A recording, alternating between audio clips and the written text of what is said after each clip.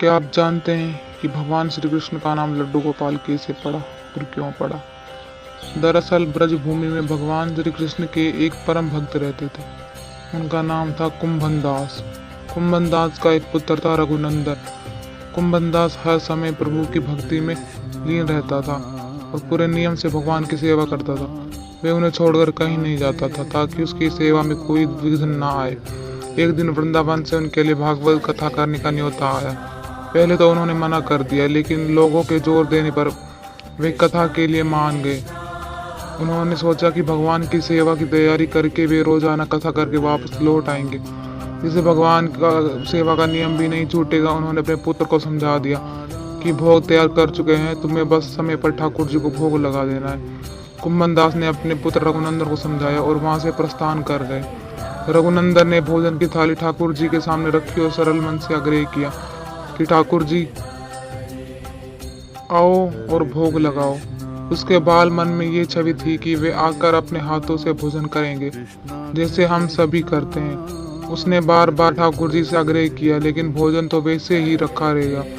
अब रघुनंदन उदास हो गया और रोते हुए पुकारा कि ठाकुर जी आओ भोग लगाओ। जिसके बाद ठाकुर जी ने एक बालक का रूप धारण किया और भोजन करने बैठ गए। ये दृश्य देख रघुनंदन प्रसन्न होगा। रात को जब कुंभन दास जी लौट कर आए तो उन्होंने पूछा, बेटा ठाकुर जी को भोग लगा दिया था? रघुनंदन ने कहा, हाँ। उन्होंने प्रसाद मांगा तो पुत्र ने कहा, ठाकुर जी ने सारा भोजन खा लिया। तो कुंभन दास ने सोचा बच्चे को भूख लगी होगी, तो बच्चे ने भोजन खा लिया। अब तो ये रोज का नियम हो गया था। कुंभन दास जी भोजन की थाली लगा कर जाते और रघुनंदन ठाकुर जी को भोग लगाते। जब वापस लौट कर प्रसाद मांगते तो एक ही जवाब मिलता कि ठाकुर जी ने सारा भोजन खा लिया।